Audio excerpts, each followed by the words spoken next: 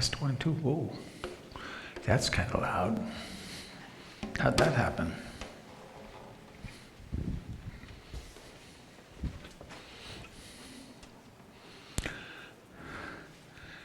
Testing 1, 2. How's that? Too loud? Down.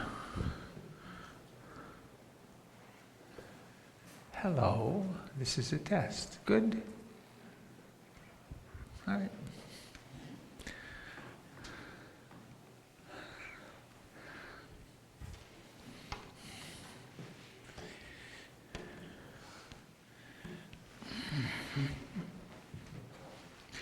Well,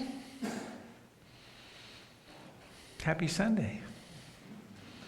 Isn't it great that the rain came back, ended the drought before it got too severe? And my skin is just so much better when it gets moist like this. Didn't help my haircut much, but I said, "It's coming on summer, make it shorter." And she said, "Okay."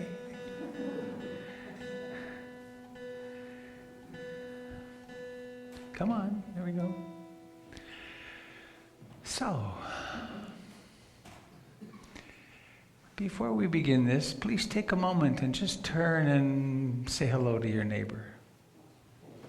Just a hi.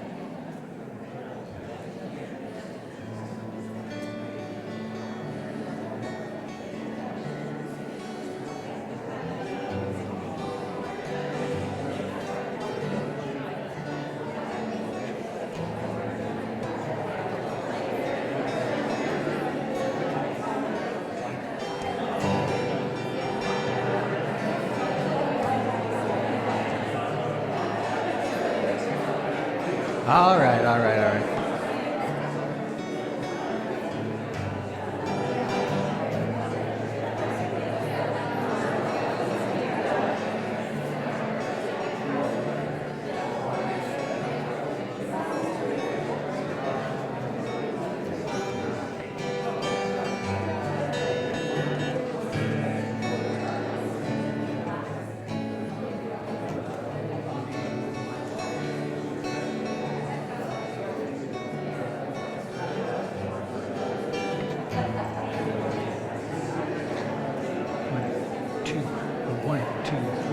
I take refuge in the Buddha, the one who shows me the way in this life.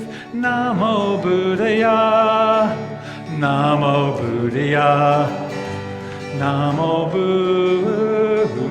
Buddhaya.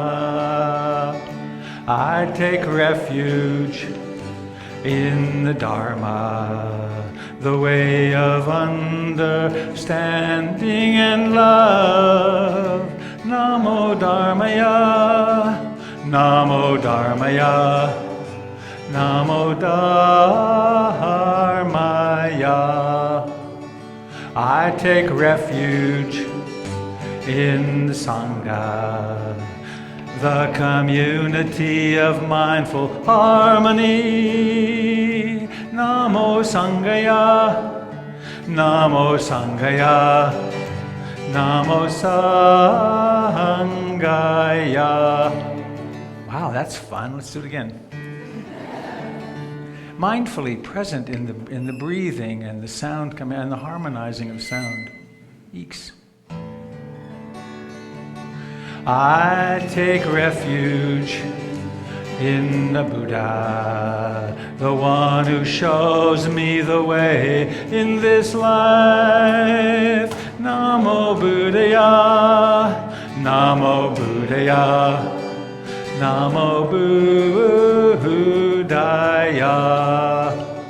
I take refuge in the Dharma, the way of understanding and love.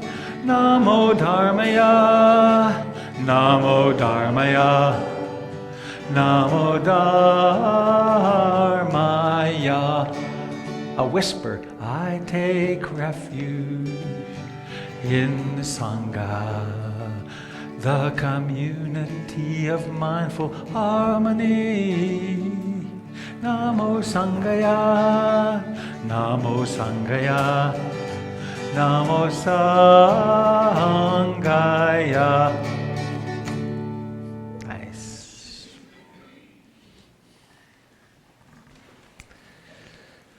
I take refuge in that which is awake and in the reality that is revealed through that awakeness in the company of my friends. What a sensible thing.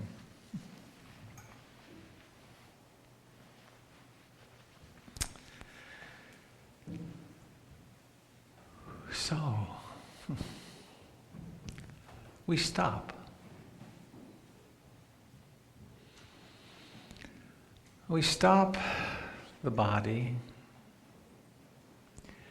with the intention of observing everything.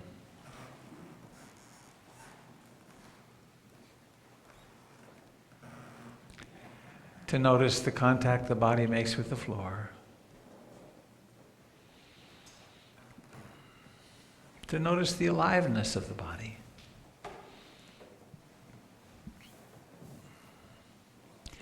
Everywhere awareness is directed in the body, you'll find life.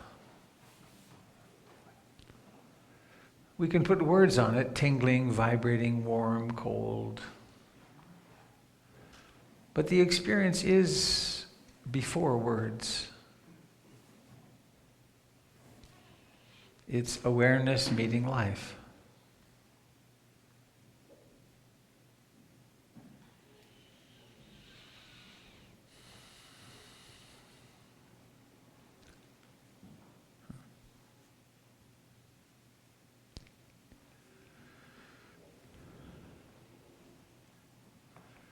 There's a beautiful quote from Alan Watts about how we don't come into this world, we come out of it, like trees come out of it, or whales, or flowers. And in fact, we are the earth dancing.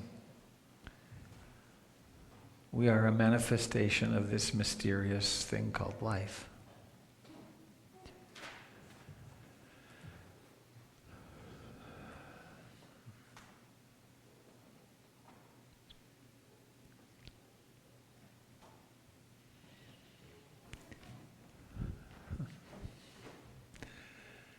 And one of our primary strategies in waking up is to create a chosen object, a primary training object, or a home base for which the breath is admirable.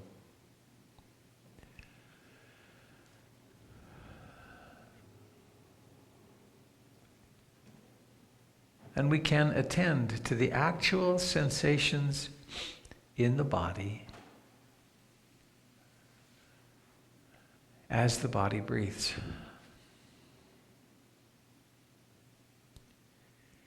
And every moment that we do that is a moment of living in the present.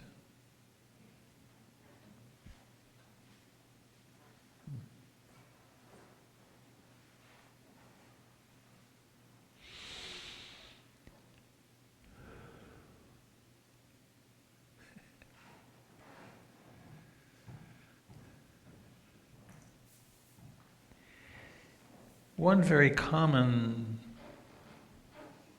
obstacle in our practice is that we make a war out of trying to get rid of the thinking mind. And the thinking mind is as natural as the wind and the rain and the tides and the sun. It's as normal as the rotation of the earth. They're just thoughts.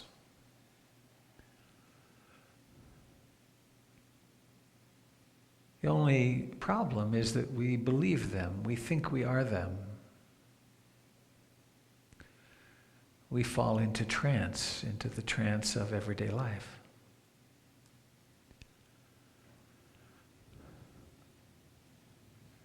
And we don't awaken from the trance through violence, only through love. Love and acceptance.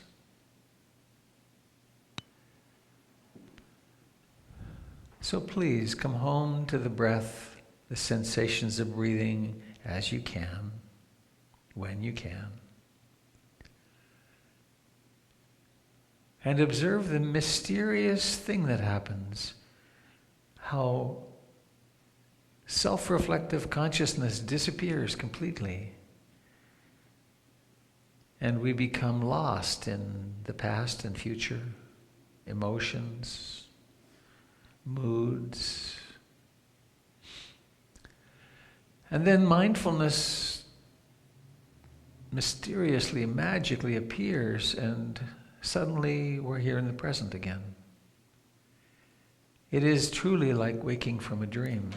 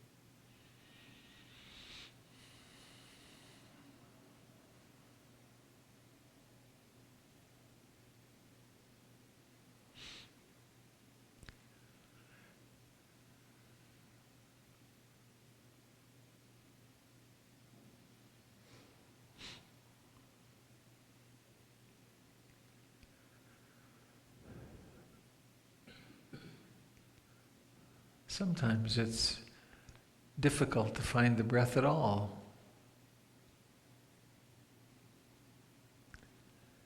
And those are the times when we up-level the game and notice, is this a mind that's filled with desire or aversion, liking or disliking? Is it a mind that's very restless and agitated and fearful, perhaps? Or is it dull and drifty and sleepy? Or is it filled with doubt? Or is there some emotion being dominant? If this is the case, then we put aside the breath and become an awareness that is observing these other phenomena.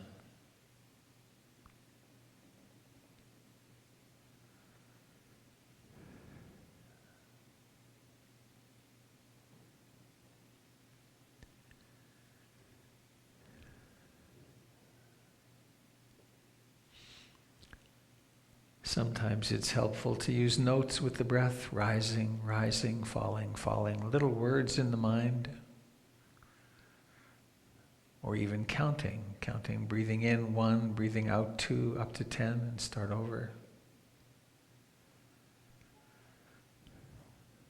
Or simply really without tensing any muscles. Seeing if you can notice that first moment when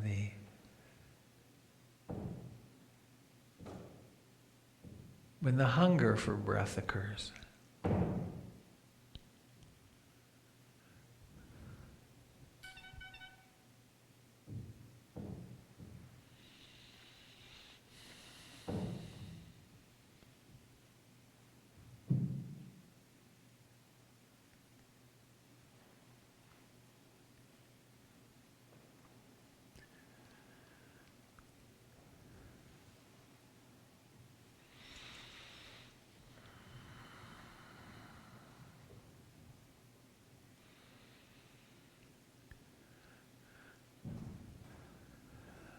We can notice that moment when breathing in stops and breathing out begins, and then when the breath ends.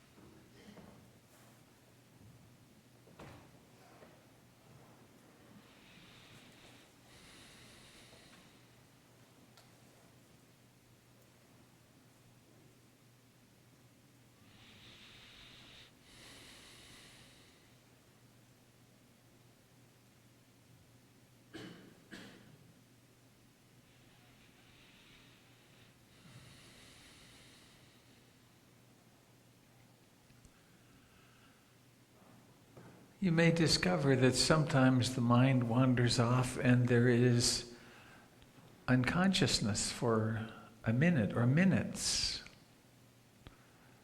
And then that miracle of mindfulness occurs. Or perhaps as the mind becomes more subtle, you may begin to notice when a thought starts to form itself before it ever gets to manifestation.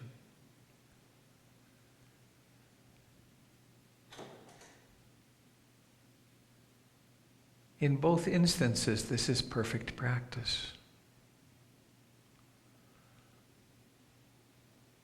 Watching as the natural awakening of a human being occurs.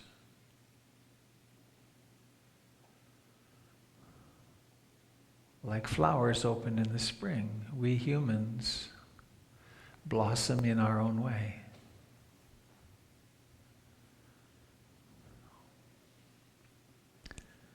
And along the way, we become more kind and compassionate and loving and generous, patient.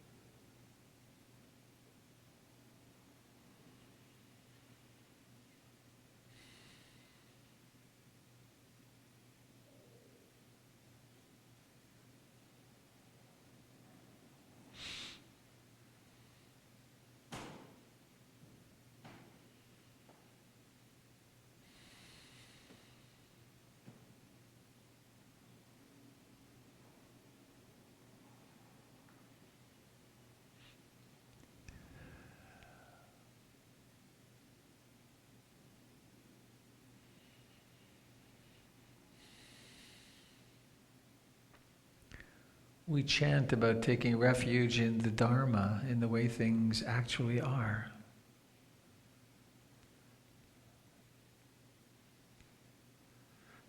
Ajahn Chah put it very simply: to bring our meditation into balance in any moment, we just simply remember this. This moment is like this. This is how it is right now. Tranquil, wild,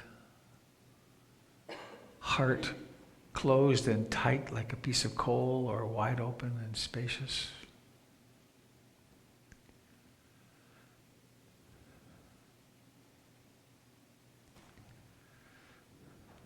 Luminous consciousness, or deeply contracted. It's like this. Lots of fear, or anger, or joy, or delight.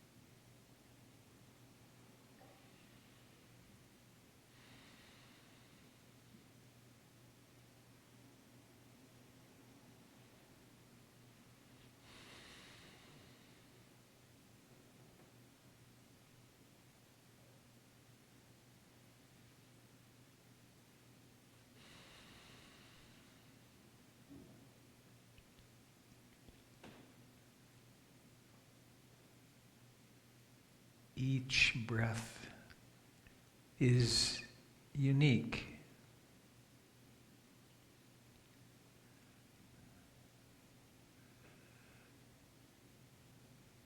It's not actually accurate to say the word, or to use the word breath, as though it were a unitary phenomenon, because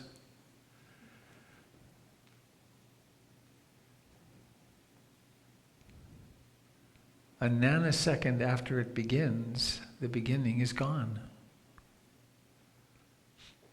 And by the time breathing in ends, it's a lifetime since the beginning happened. Because all that exists is this moment right now.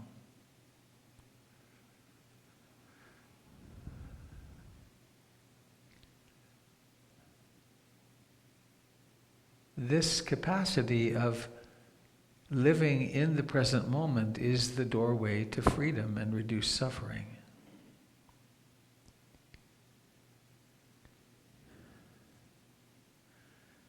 When thoughts of the past come in, we see them clearly as thoughts of the past.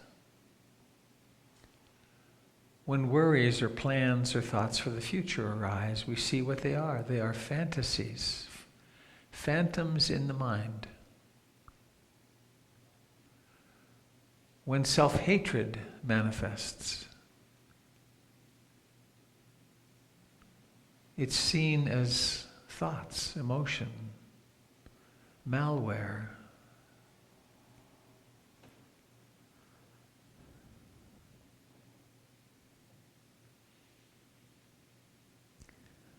Remarkable that something as simple, almost kindergarten-like, as paying attention to the breath could be such a pathway to liberation.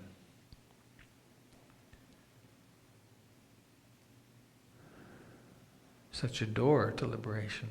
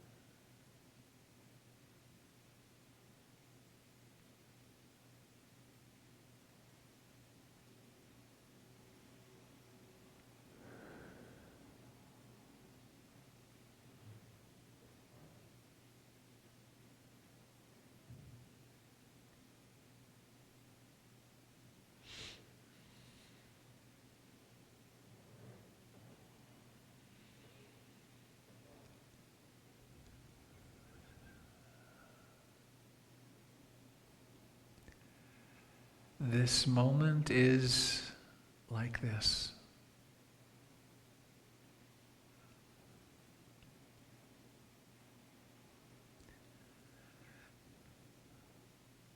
In this moment, rather than distracting ourselves, we have this precious opportunity to face this moment as it is.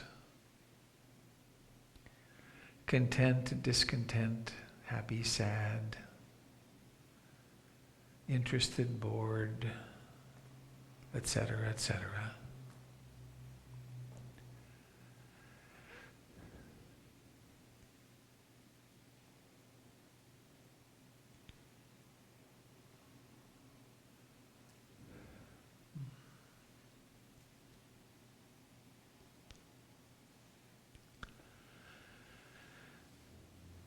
And please now take a moment to notice where your body touches the floor or the cushion or the chair.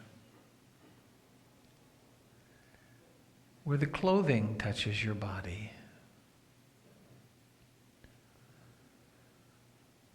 Notice the life in your legs, in your hands,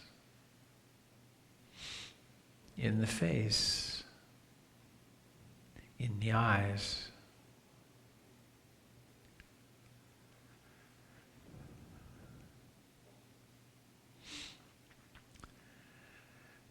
And we human beings achieve things through action, intentional action or karma. Some actions are skillful and lead to happy results, some lead to bad results, unfortunate, hurting results.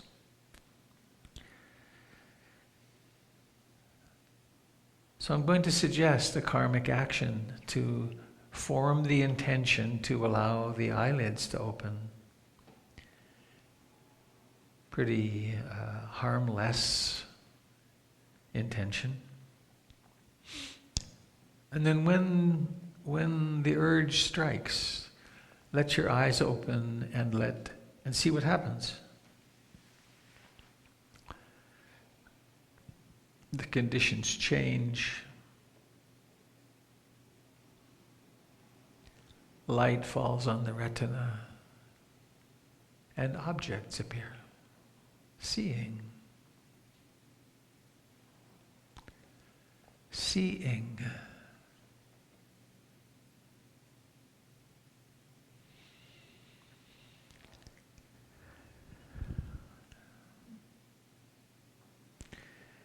And please, very mindfully, notice how it is to let yourself move a little bit and stretch.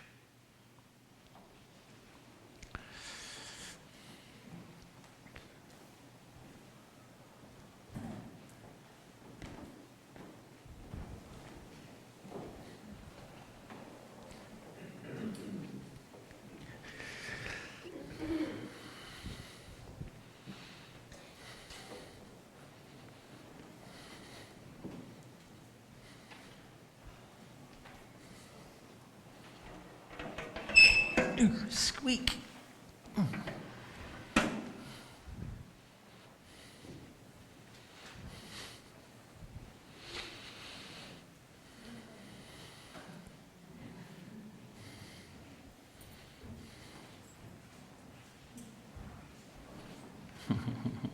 Have a seat.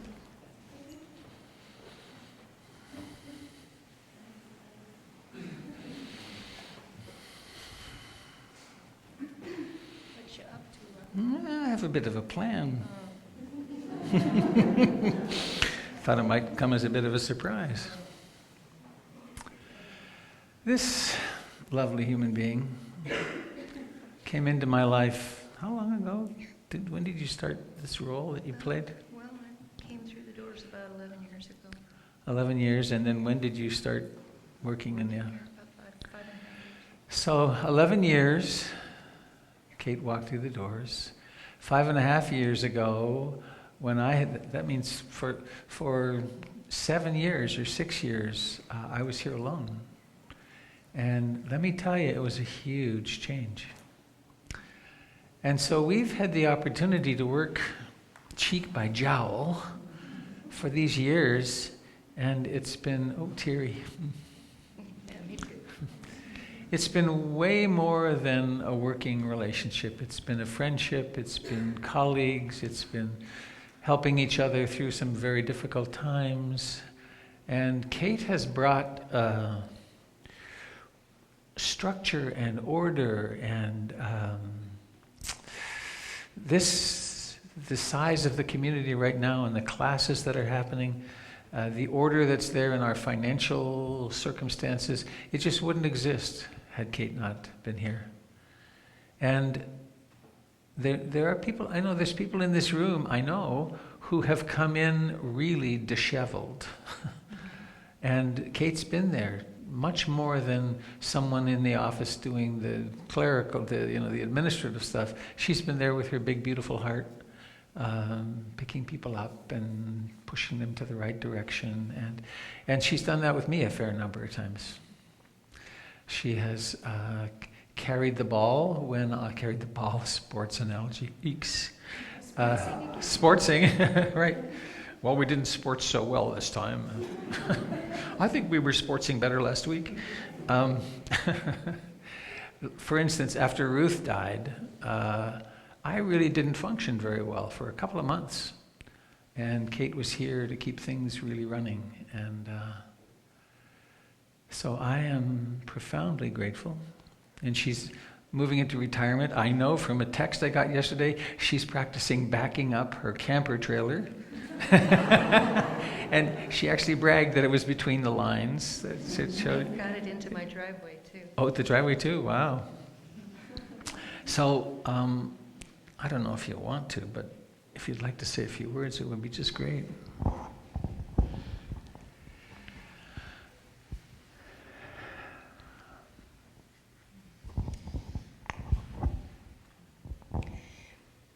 You've heard me sit here a whole bunch of times and talk about what an honor it is. The safety and the acceptance and the compassion that this community offers one another is quite incredible. And truly, what I've gotten from all of you is, and the Dharma, and the Dharma, the beautiful Dharma, is way, way more than I could ever even think about giving.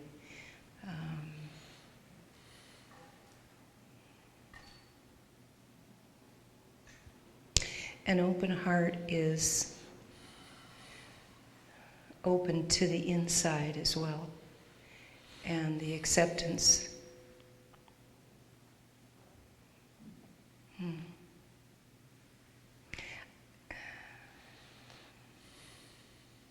I guess there's a lot that just doesn't have words. So I thank you all for walking through the door. I love you, each and every one of you. Love just is, and it's going to keep on being. And I would be lost without you. Thank you for sharing this time with me. I love you so much. Pamela, do feel free to take some pictures. So you know how it is when you go to parties, they have different things that you do at the party. And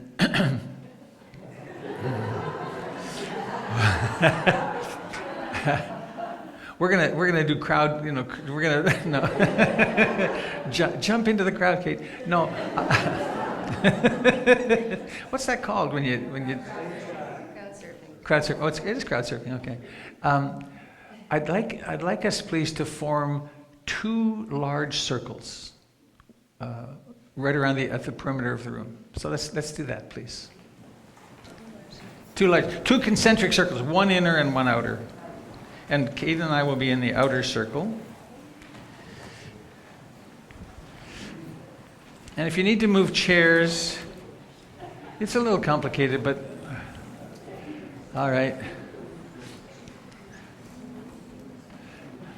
And then let's get the circles pretty close together so there's about a yard between the 2 circles. And if you can clear that pathway, that would be good.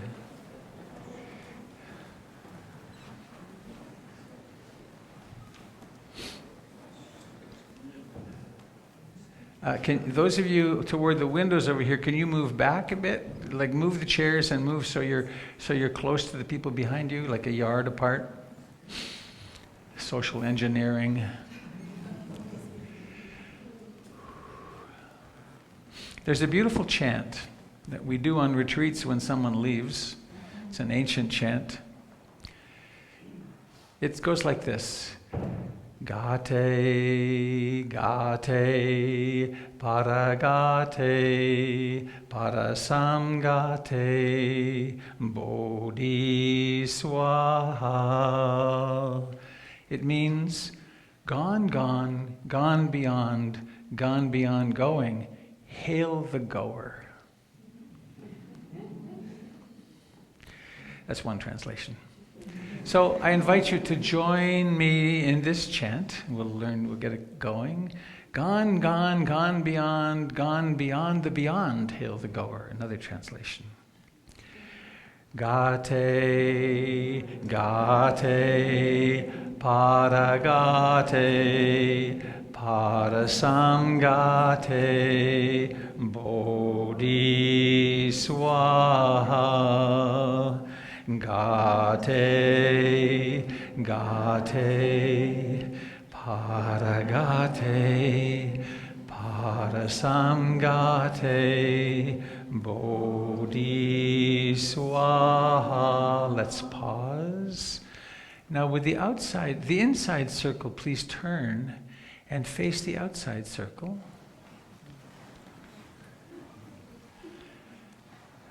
And I'm going to send Kate around our circle to greet, to bow, to receive whatever blessings you would like to bestow upon her. Tissues, I need tissues. Tissues, there's tissues over there, I saw them. Can we have a Kleenex? Oh, it's on the, I put one over there last night.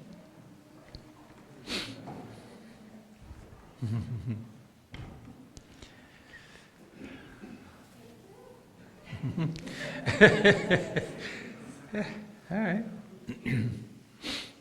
And I thought of going like good game. You know, they when soccer games, just like good game. Can we do that? We could do that. You want to do that?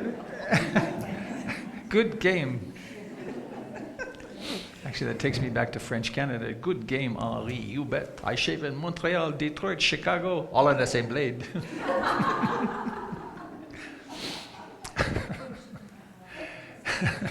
Pull it together, Robert. Gate, gate, paragate, parasamgate, bodhiswaha. Gate, gate, paragate, parasamgate, bodhiswaha. Gate, gate, paragate, parasamgate, bodhiswaha. Gate, gate, paragate, parasamgate, bodhiswaha. Gate, gate, paragate, parasamgate, bodhiswaha. Gate, gate, paragate, parasamgate, bodhiswaha. Gate, gate, paragate, parasamgate, bodhiswaha. Gate, gate, Paragate, Parasamgate, Bodhi Swaha, Gate, Gate, Paragate, Parasamgate, Bodhi Swaha, Gate, Gate, Paragate, Parasamgate, Bodhi Swaha. Gate, Gate, Paragate, Parasamgate, Bodhi Swaha. Gate, Gate, Paragate, Parasamgate, Bodhi.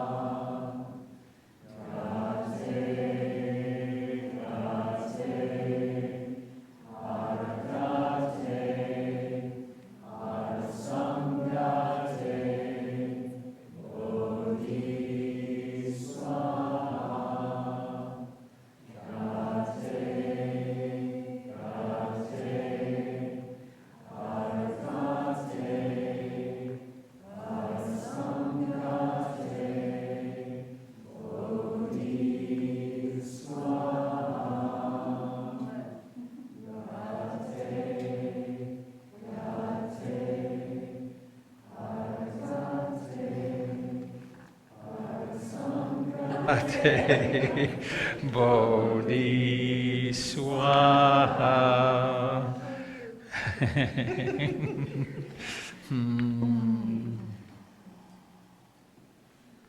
Sneaky faster.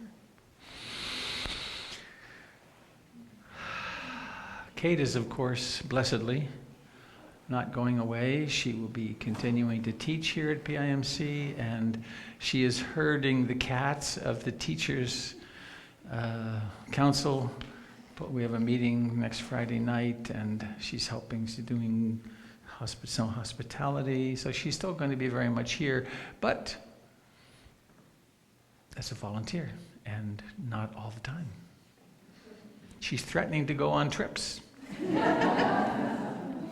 So we're not quite done. If you'd all just kind of turn, maybe, and this turn, just face up this way. Maybe turn, just turn. Wasn't it?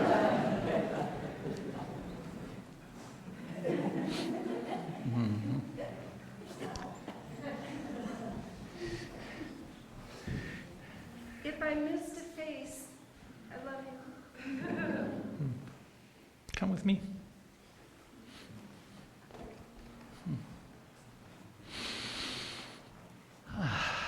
Our friend the Buddha. And this is for you.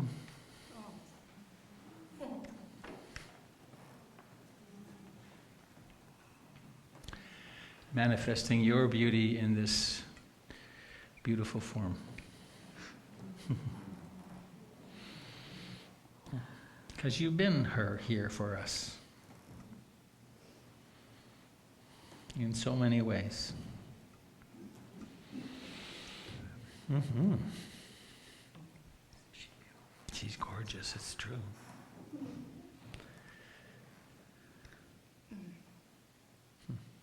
So she could live here till you go home, or you can carry her with you if you wish.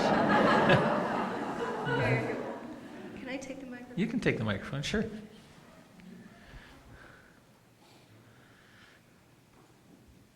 You're good. My very first retreat was up at Johnson's Landing for 12 days, and I was at a time in my life when you've all been there. You know the time. And I was pretty closed up at that point in my life, and I went up, like when I couldn't meditate anymore, I went up on top of the hill, and I had never prayed. I had never opened myself to what might be there in my life. And I stood on the top of a mountain, and I hollered, I literally screamed, "Help me, Kuan Yin." And so, years later, the fruit of the Dharma is there for you. Great. Yay. Yummy. I love you. Yay! Why not? Yay! Woo!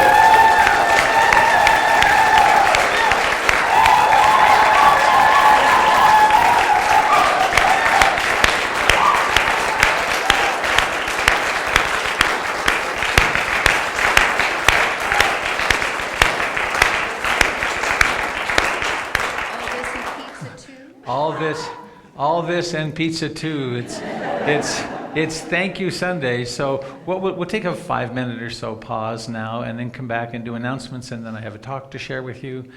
And then at noon we have pizza, a gift from PIMC to all of you, to all of us, to celebrate our extraordinary place together in this wonderful way we're doing community. So 5 minutes.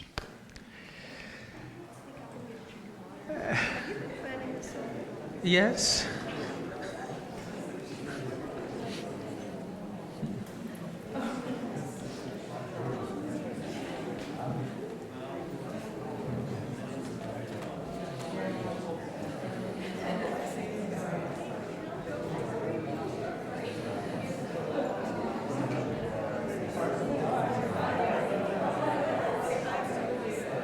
I think I discovered the detail on it is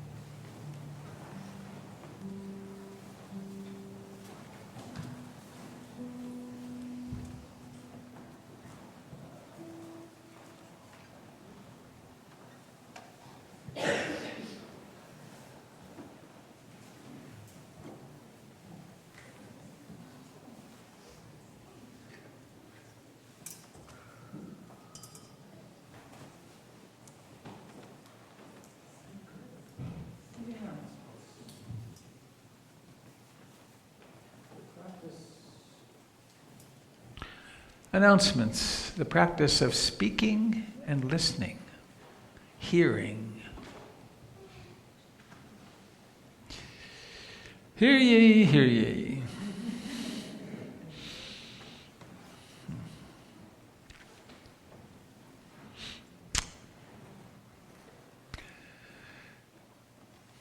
PIMC is supported by your generosity. Your generosity of heart, your generosity of labor working on this place. We have April the 15th, since you'll have your taxes done well in advance. We're having a karma yoga opportunity here at the center. We tend to call it the work party, but the main purpose of that day is to work mindfully and to get to know one another. I always do a thing at the beginning that it's nice to get things finished, but to have an opportunity to work in such a way that, we didn't finish it, that's all right. Because that way we get to breathe while we wash windows or oil the Buddhas or do whatever we do.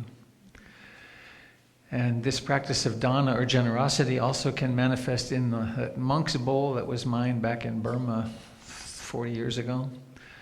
Online through the stewardship circle. And what it is using some of your discretionary income to support that which is important to you.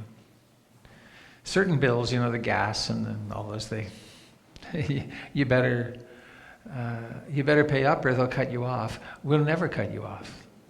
And also, anyone can come through these doors and to any one of the programs that we offer at PIMC and never pay a penny if they don't have it.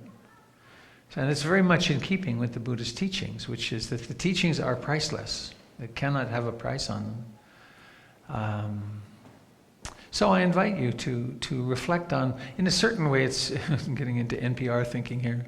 I listen to them, I think, God, that's an interesting way they said that. And it does get old, doesn't it? Actually, this is going to be a 40-minute plea for money.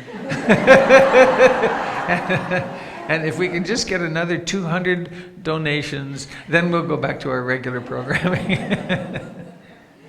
But it's a reality, right? The financial realities are real. I want to thank Laura and Matt also, who are leading energies in our fundraising process. They spent a couple of hours with me recently talking about fundraising and how we can go about creating a capital campaign to get a wheelchair ramp and the other things that we really need, getting the building tied to its foundations for earthquake purposes. And it's so wonderful to have such great teachers, people who are so comfortable in that realm. There are retreats coming up that I'll be offering. Seattle, April 8 and 9. Mountain Waters, that Kate was speaking of, July 8 through 20. 12 days to rest and be silent and go in. If there's any way you can hack it out of your calendar and go, I suggest it. Brighton Bush, closer by, July, this is wrong, I gotta fix it, July 39th through August 3rd. On Saturday, April the 22nd, Gary and I are going to be doing a cemetery contemplation in the cemetery. So there'll be more information of that coming out. Information. We have a listserv, which means you send in an email and it goes out to everybody and vice versa. And we also have an announcement list and you can sign up for them back there. You can also do it online. It's possible to meet individually with me. You would see Avi who's still here, blessedly. Avi's zooming out to pick up the pizza in a few minutes, so thank you for that. And Avi will schedule you a half-hour Dharma consult with me. I think that's it. Anything else from the community? We always can use volunteers. A hand? Oh, this? Dharma consults? I don't know. Are we going to? Doyle texted me that he can't. So I think today it's pizza and celebration. Oh, would you like to? I'm perfectly willing, just grab me, I guess that's the thing. I just never know if anybody can. How about position yourself over here right when we finish, and if anybody does, then. Gregory tonight. Huh? Oh, Gregory, yes, thank you. Our Sunday night meeting happens tonight, and Gregory Malouf is teaching. And check the website, because there's all kinds of other stuff happening.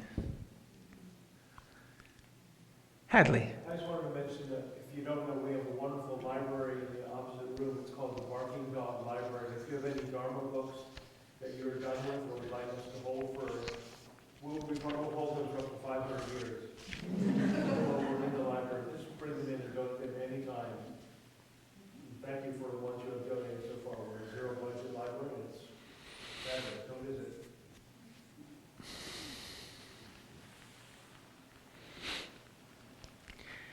I've had an interesting adventure with possessiveness and greed and letting go with the library. Years ago, when we first started the library, I donated about 80% of my Buddhist books. And then there were still too many. And about a year later, I donated about 80% of the remainder. And then there were those really special ones, like my precious. And as I've looked at them, I've never opened any of them. And so I'm about ready to do another major dump into the library. That it's one had said one time, you'll always know where your books are if you give them here. So it's a great practice. Okay.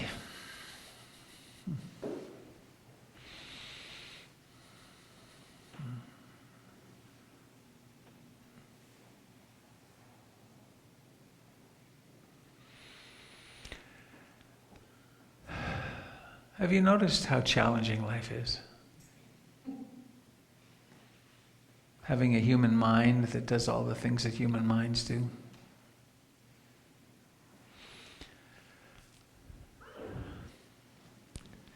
I promised last week to talk about engagement. Buddhist engagement with the world. And I had dinner with some old friends Friday night. We call it the Dharma umbrella. We haven't met for several years since one of the key people, Kyogen Carlson, died. But we've been meeting as elder Dharma teachers. We weren't elder when we started. But we've been meeting. We met 4 times a year for many years. And we're reinstituting that. And significantly, 2 of our members have died. And they're from several Tibetan traditions, a couple of Zen traditions.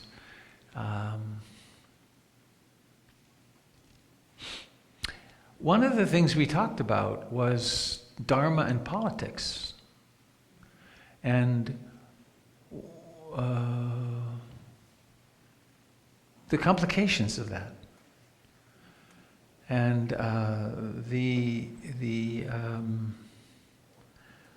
I guess without exception, what they said is we're just not going there. That we want our center to be accessible to everyone. And so they just don't talk about that. And I shared a little bit about my struggle that I've been having about how to be engaged in this world. And in a community in which I've had quite a few people come to me over the last several months, really struggling with what's happening. And so the challenge is how to not make enemies out of anyone, and how to not make our center unwelcoming to people of different political stripes. And so I have a hunch in my heart how to do that, which is to make room for everyone, to make room in our hearts, because any one of us can believe anything. Any one of us could be on any side of any issue, just depending upon what family we grew up in. There's some really interesting research a couple of years ago. I didn't read the book, but I heard a very interesting interview with the author that people who grow up in families with a more authoritarian, a more dominant sort of father tend to turn out to be more conservative in their views. It's not too surprising. And there's more of an emphasis on be responsible for yourself, pull yourself up by your bootstraps, because that's how it's done. And that's part of the world, isn't it? It's part of Dharma practice. If you don't make effort and pull yourself up by the bootstraps, nothing happens. On the other hand, from the other side, so to speak, the other part of the polarity, both of which are necessary, there's the compassion. Compassion and it can be compassionate, right? Can be pull yourself up by your bootstraps can be very compassionate, and oh, you need help. How can I help you? I'm going to speak today about Bhikkhu Bodhi, who's one of the great translators of our time. Something I learned from him in this interview that he had with James Baraz just a week ago in the Bay Area. James Baraz being one of the teachers at Spirit Rock, founding teachers. Bhikkhu Bodhi, when I did my first retreat in India in 1971, January, I then proceeded to go across the north, and then my girlfriend and I hitchhiked down the east coast of India, and then we went to Sri Lanka. And in Sri Lanka, of course, we went to the Buddhist Publication Society because I'd gotten really turned on to Buddhism. And I was told about this old monk, Nyanaponika Thera, who lived in the woods a ways out of town. You could take a cab part way and then you had to walk part way. And so we went, and this lovely old German man met us, in robes met us, and he gave us tea, and he asked me what I'd learned about the Dharma, and of course I gave him a lecture on what I'd learned. Little did I realize he was Nyanaponika Thera, who wrote The Heart of Buddhist Meditation, one of the most important books on meditation ever. And he gave us tea, and he gave me there was a little booklet on his desk called Beginning to See, which was my connection to the fellow teaching in America with whom I ultimately did a 5-year guru trip. It was quite a mind control kind of group, but it grew me up enormously. But Nyanaponika Thera was important in my life. And I then heard that, I said for years, and it may still be true, if I could have one book, if I was going to be on an island and I could have one book, it probably still would be The Heart of Buddhist Meditation. But anyway, Bhikkhu Bodhi lived with him for 10 years, and then Nyanaponika died, and then Bhikkhu Bodhi persisted in staying there for some time. So he's one of the great translator monks of our time. Translated this many books at least. So I guess most of what I want to say is based in him, but I want to sing you a song first. It's a little scary because I don't have complete mastery of this song, and you're supposed to have mastery, but it's so perfect that I thought I would just bite the bullet and do it. So, compassion.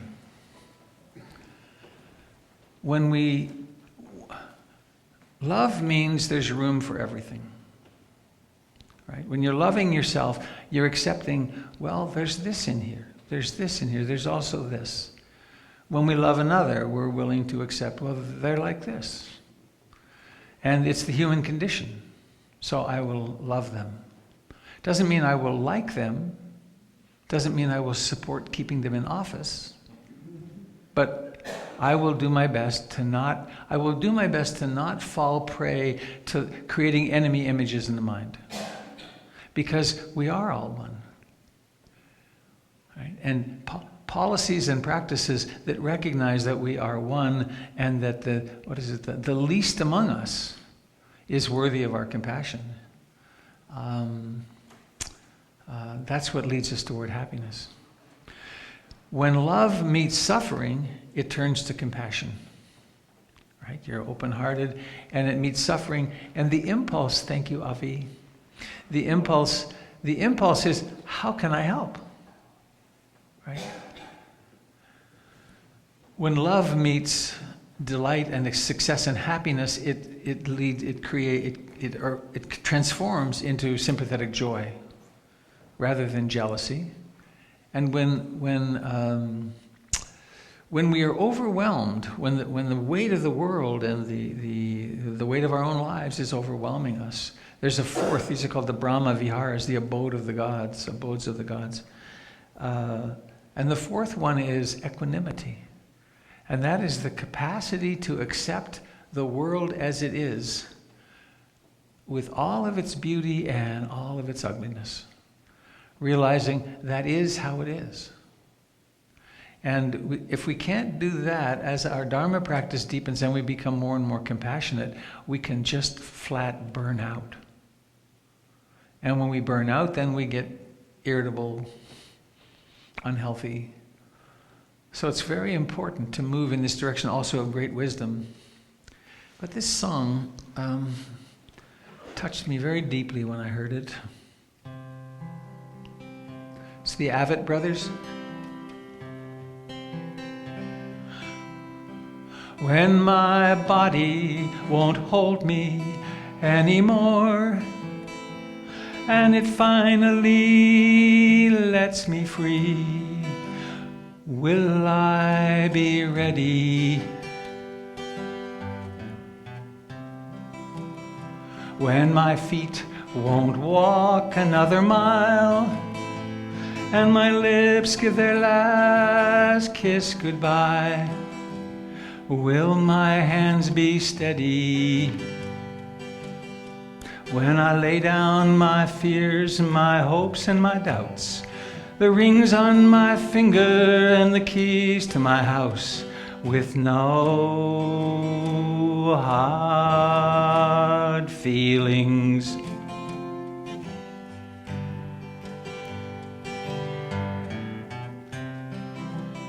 When the sun hangs low in the west, and the light in my chest won't be kept held at bay any longer. When the jealousy fades away, and it's ash and dust for cash and lust, and it's just hallelujah. And love in the thoughts, and love in the words, and love in the songs they sing in the church, and no hard feelings. Lord knows they haven't done much good for anyone, kept me afraid and cold, with so much to have and hold. G7. When my body cramping. It's all right, you guys, you can relax, it's safe.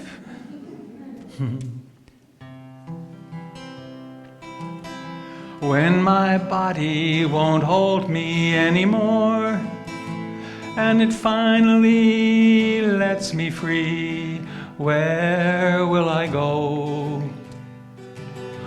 Will the trade winds take me south, through Georgia grain, or tropical rain, or snow from the heavens?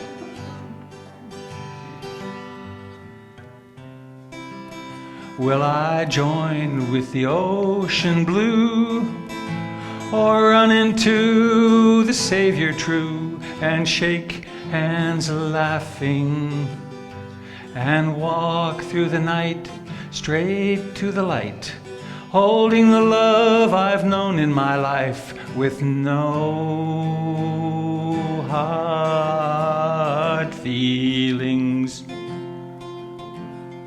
Lord knows they haven't done much good for anyone,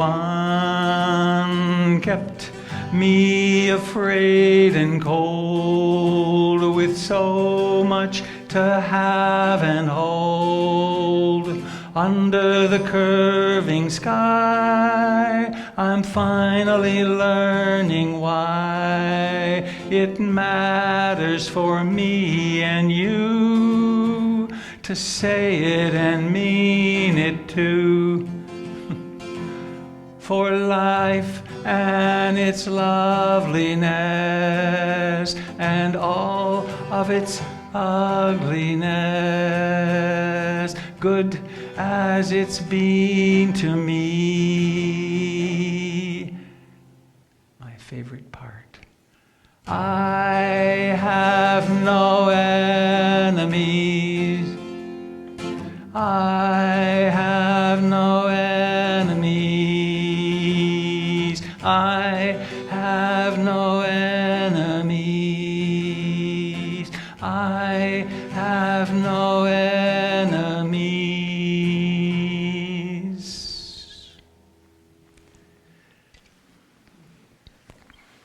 So what is it to have no enemies?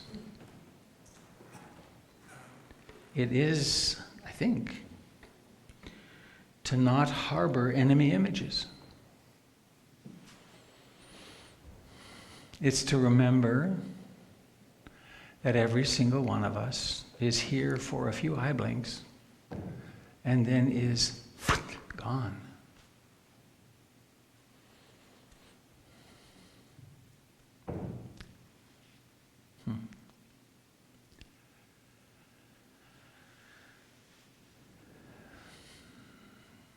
Bhikkhu Bodhi, back in 2007,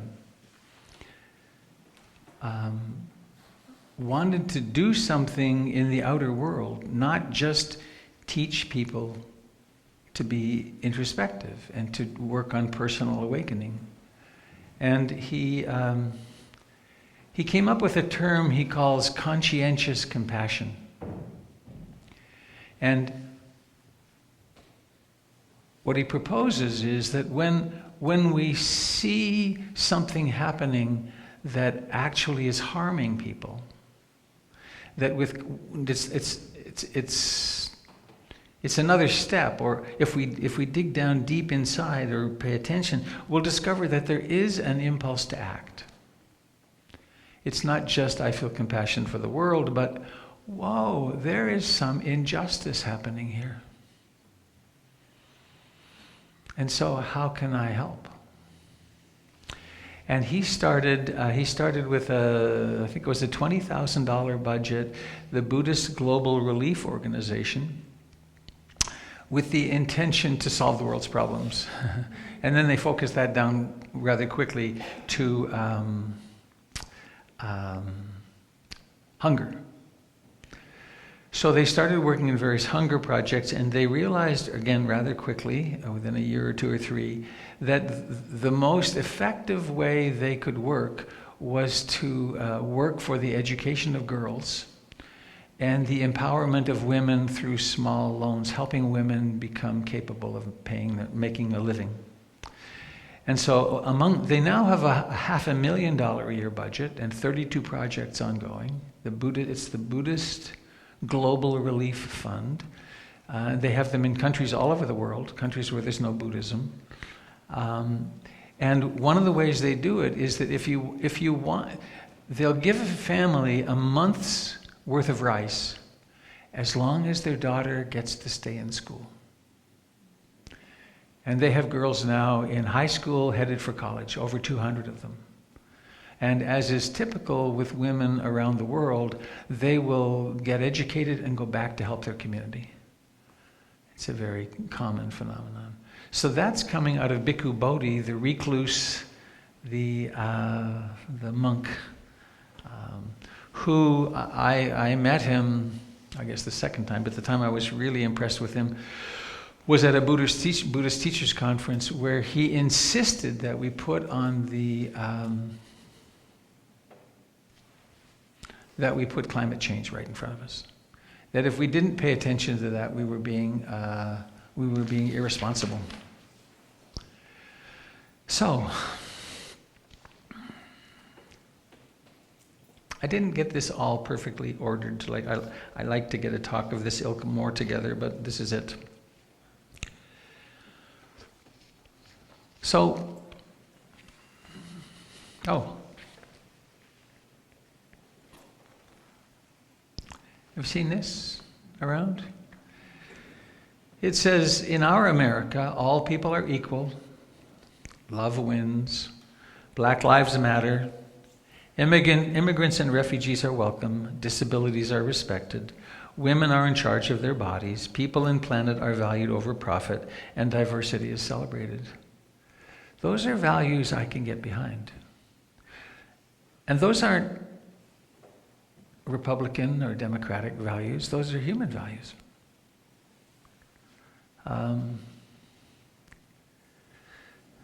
One of the things, it's funny, I have this fear, I'm going to get in trouble if I say the wrong thing. And what I don't want to do is to create an us and them. There's so much us and them already. But I am going to say this. There are very reasonable arguments to have between a left-wing and a right-wing perspective. There are different ways of going about things. And true conservatism is of great importance to us in our meditation practice and in our life in the world. And the more liberal, the more social service-oriented side is also of great importance. But what we have in the administration right now is not a conservative or Republican administration. It's a xenophobic, white supremacist, frightened group of people who are generating a great deal of fear and terror, and who are bringing about something, trying to bring about something which does not fit these values at all, and does not fit the Buddhist teachings at all. So that's why we're frightened, right? And many people are really frightened. Some people are celebrating, but someday I'd like to get to talk to somebody who's celebrating and say, do you really not? Of course, immigrants and refugees are welcome. If one has an image of the United States as a white, male, privileged place, then immigrants and refugees are dangerous. I'm in an, I don't know, it's not an awkward, I guess it's a very blessed spot. I've lived in other countries for more than 6 years of my life. I've lived in Asia. We're all just people. But we can make these,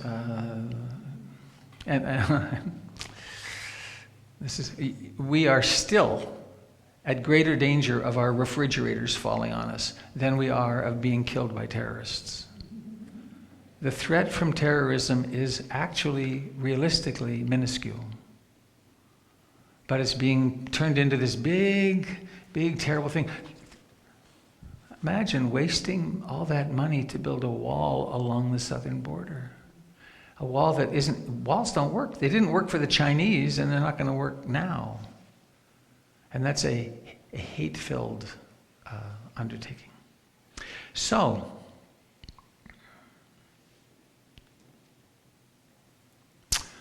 what happens inside us when we see injustice or when we see things really out of control? We can go into powerlessness, we can go into addiction, we can go into anger, and we can go into enemy images.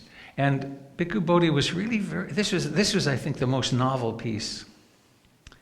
When we experience moral outrage, It's one thing to get angry and then fulminate about it and become powerless, or to act out angrily, but another is it can create a strengthening of the heart that will result in standing up to oppose the person or policies which are harming the weak and powerless.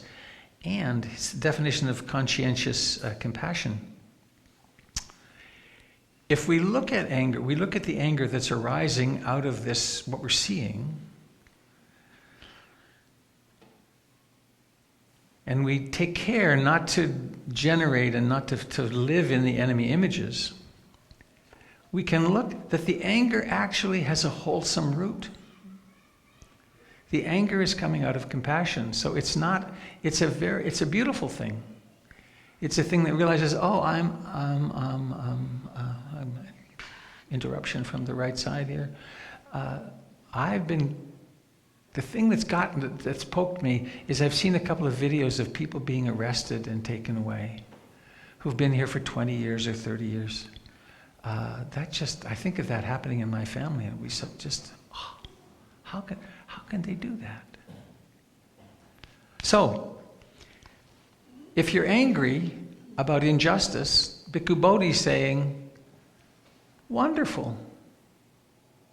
Now, how are you going to channel it? How will you realize that you do not have enemies, but that you may want to do something? Bhikkhu Bodhi, if anger arises and is about to overthrow the mind, then use mindfulness to contemplate that anger, allowing it to arise and bubble through the mind, and realize that it's not unwholesome, but that it's actually indicating that there's something for you to do.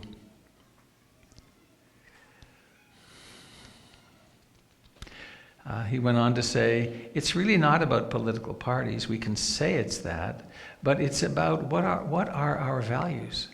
And when someone is acting in such a way that it is contrary to your values, and it's harming others, then you might well be motivated to act skillfully. What are policies that support these values? Compassion, the desire to end suffering. What does it mean that there's discrimination on the basis of race or ethnicity? What does it mean that there's so much hunger in the United States, or lack of medical care? What does it mean that voting can be suppressed or discounted? And what does it mean if we start turning away from having a livable climate?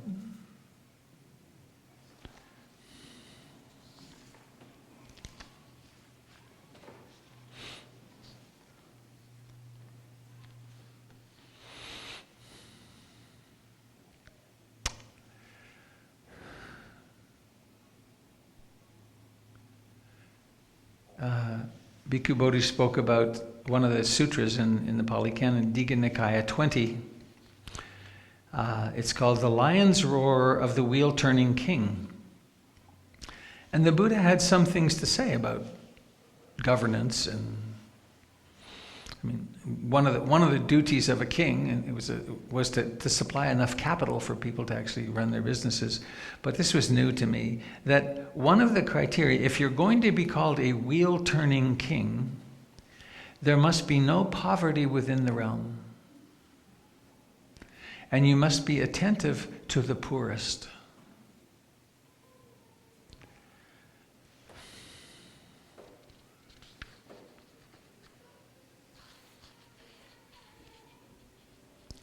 He quoted Nyanaponika Thera saying, there are sometimes circumstances where a stern response would be possible and maybe skillful, and a kind, compassionate, supportive response could be possible. Nyanaponika said, I always err on the side of kind and compassionate.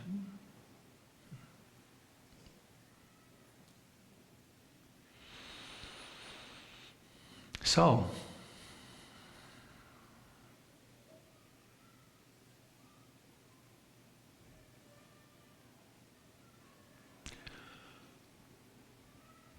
we received a very interesting and beautiful statement from Against the Stream that stated the values of Against the Stream, all of which I could support very easily. And we talked at our last board meeting, do we want to have something like this as our statement? And then someone pointed out, read the first page of the website. It's there. It's an experiment in American Buddhism and so on. I invite you to take a look at that. That it's there. And that we have this aspiration to have a place that's stable and supportive. People can walk through the door and can bring whatever dukkha, whatever unsatisfactoriness and suffering they're having, and find a place for it. Find a place to work with it. And that's true with if you're suffering dukkha because of the political circumstances or in your relationship or because of medical condition or whatever it is, financial circumstances, that PIMC, we want to be a welcoming place. And yet there is some discussion that we can have, some important discussion about how to. Oh, this is another piece from Bhikkhu Bodhi.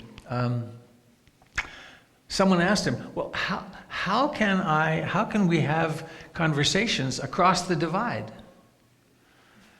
And he said, well, just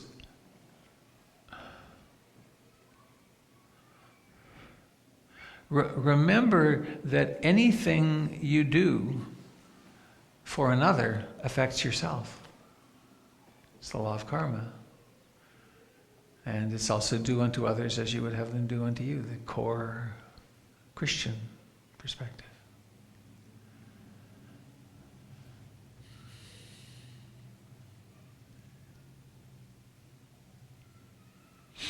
So we're not, as an organization, going to take a position on a side or another, rather to see that ultimately there aren't sides.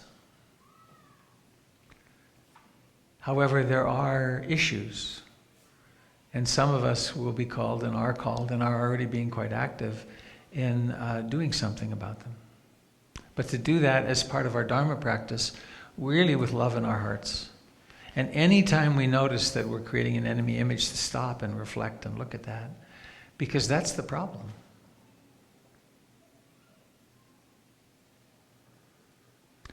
I have no enemies.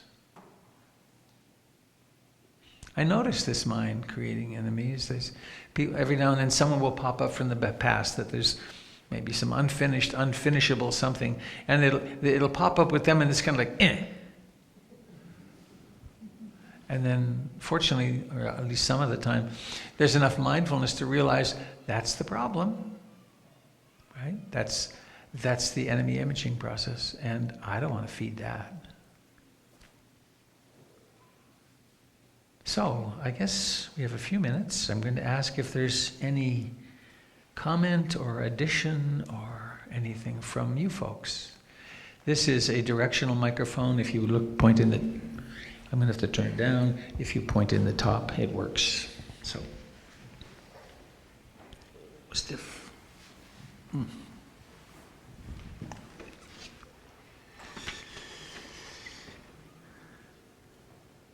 Test. Oh, I know what's going on. Get both. Test 1, 2. That's pretty good. 1, 2, 3. Anyone wish to enter the fray?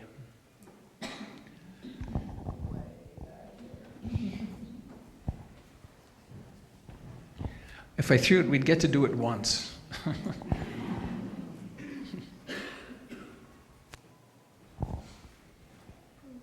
So it just occurred to me as you were talking the question that I've really never asked about Buddhism, which is so many religions have believe or in the concept of evil. And I'm just wondering whether what Buddhism thinks or has to say about evil, whether evil exists in the world. As I understand that, it's skillful and unskillful, like Mara underneath the here's Siddhartha ready to go and sit and become enlightened, And Mara comes along and says, not so fast. I'm going to tempt you with this and scare you with that. And here, check your email before you finish this. So Mara is understood as the personification of the dark side. But it's not evil, it's that which will lead to suffering.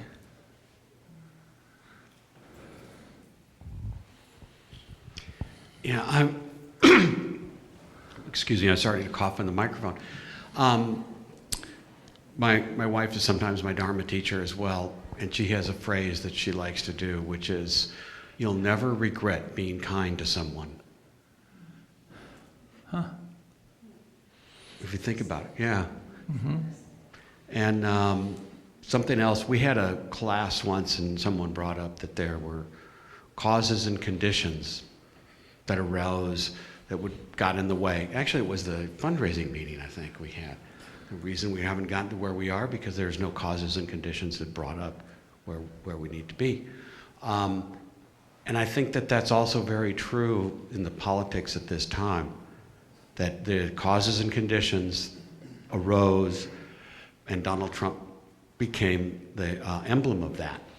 He addressed those out in the world. And what we do instead is create the causes and conditions to resist that or to overthrow it with something different. But that's our job, is to create those, to bring forward those causes and conditions through love. And by the way, the sign, I found one at P&Q's in Northeast.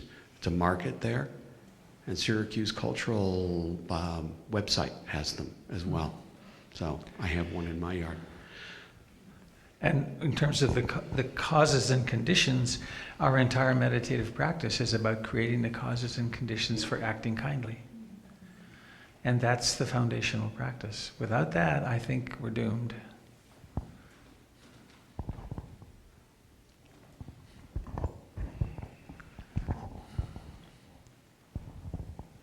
I hate talking on microphones, so bear with me. I've been thinking a lot lately about kind of big picture compassion versus the one-on-one compassion, and how sometimes they can actually be at odds. I'm wondering if you would talk a little bit about that. It seems like it's relevant in this sort of discussion. How do you mean?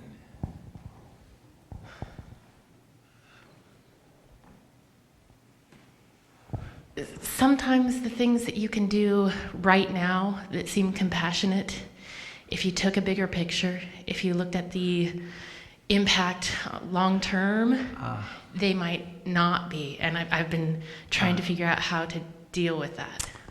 Yeah, it jumps to mind a Zen story of the monks are busy feeding carrots to a deer outside the zendo, and the Roshi comes down and whacks the deer with a bat and drives it off. And he says, "Are you stupid? Some hunter's going to get, this deer's going to get used to being fed by humans, and it is not compassionate to." So there are those I've had 2 or 3 times with Ruth Dennison where she basically she didn't hit me, but she might as well. I was like, whack! Don't do that. Oh, right. So yeah, and I guess in that we do the best we are at the time. And I mean, that is one of the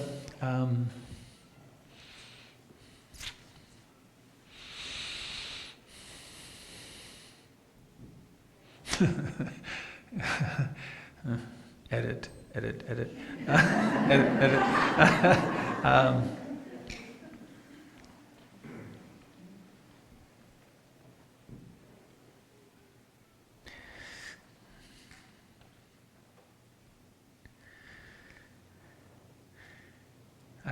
Bhikkhu Bodhi told a story that Jesus is with someone and says, arise from the dead, arise and walk, go home. And someone with a very strong, extreme view would say, you keep doing that, you're going to make them dependent on you.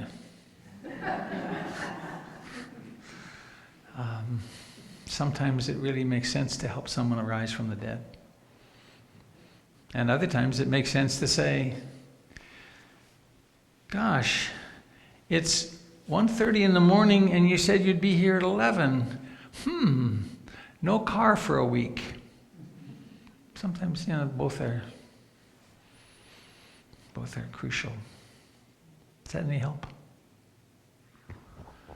Yeah, I think so. As an ecologist, I tend to look at the really big picture, like global warming, things like that. And there's a lot of like small things that we do, and not doing them could seem uncompassionate. At the same time, not doing them may have a much more compassionate impact in the future. Yeah. And so I just am really struggling with how to be compassionate in the moment, and at the same time be supportive of a future that is also compassionate. It takes all of our human skill, doesn't it, to ferret our way to the next step, and then we may discover that we stepped in the wrong direction.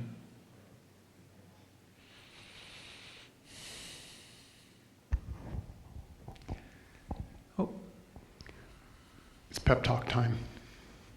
Not too long ago, I found my way, in the context of all this stuff that's going on socially, I found my way to an excerpt of one of Dr. King's books about nonviolent action. And so I decided I'm going to read the whole book.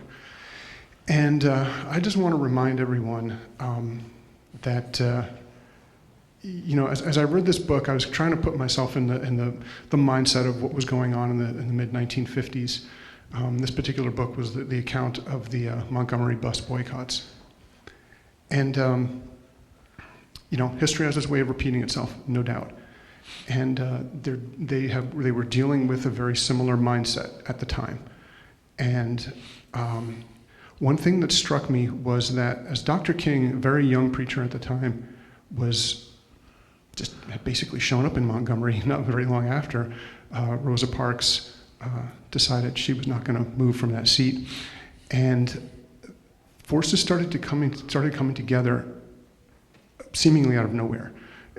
People had been arrested before, things had happened before, there had been violent actions, and something started to coalesce right then and there, and he was there in the middle of it. And as a student, he was introduced in an academic sense to these concepts of nonviolence, but there wasn't really much of a precedent in the United States for this type of action. And their modus operandi at the time was Christian love. We now know it as nonviolent action and peaceful nonviolence. They did it under the context of Christian love. Everything they did when they started the bus boycott was about Christian love. It was about love the whole way through. And they did it. They pulled it off. It took months, and they endured untold amounts of abuse and violence and underhanded legal maneuvering, which ended up backfiring on them. But they did it. They did it.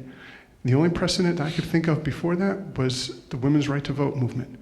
It wasn't done by, violent action or anything. It was diligence, and I like to think there was love behind it. And one of these things in my generation, from my life, I look back on. I knew somebody who was from South Africa who was essentially exiled, and because of his involvement in the anti-apartheid movement. And in the mid-1980s, anybody who was socially active remembers what it was like to look at that situation, how horrible it was. And a lot of people thought, yeah, there's going to be a revolution, there's going to be violence. It's the only way to get this situation done in South Africa. And they stuck to love. And they did it. Mm-hmm. Apartheid is gone. We've done it before, we can do it again. Over there.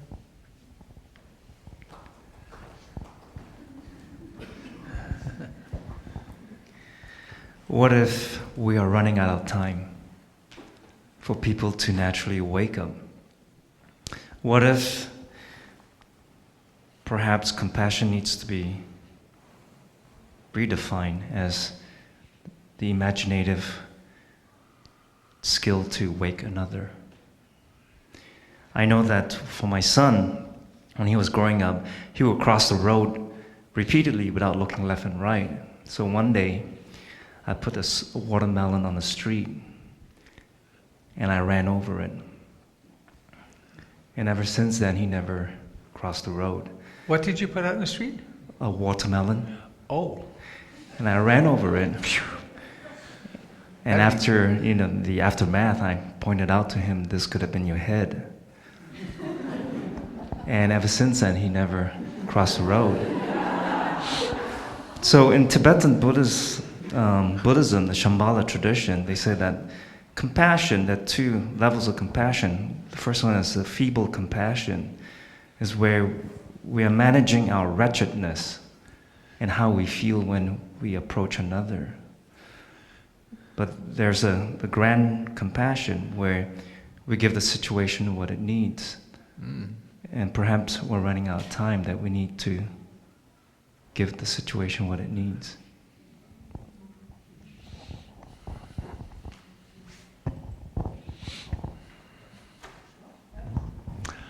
Well, it's time for the Bucking Broncos. So please, thank you all very much, and please let's make a big circle, and we'll do our closing ceremony. Thanks to those of you who joined us on the internet today. Oops. Thank you.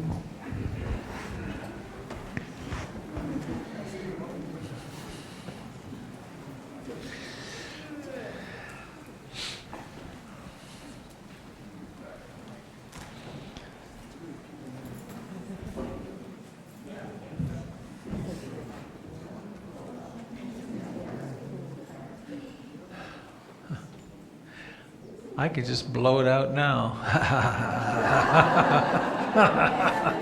I'll get my wish. It's tempting. I thought they were right at the gate. Oh, well, gosh, we'll just have to stand here and sit here. Don't throw me in that briar patch.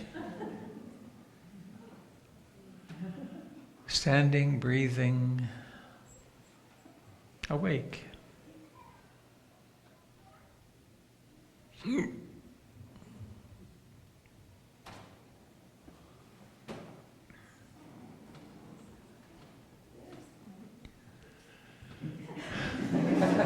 been waiting for you.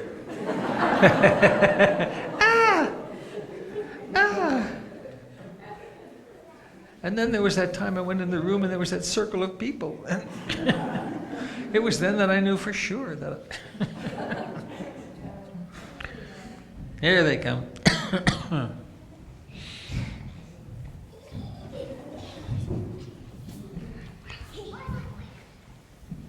Oh, would someone bring me the microphone? I forgot that up there.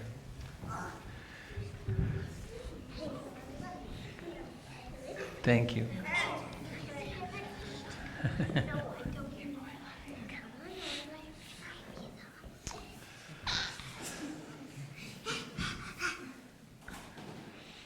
All right.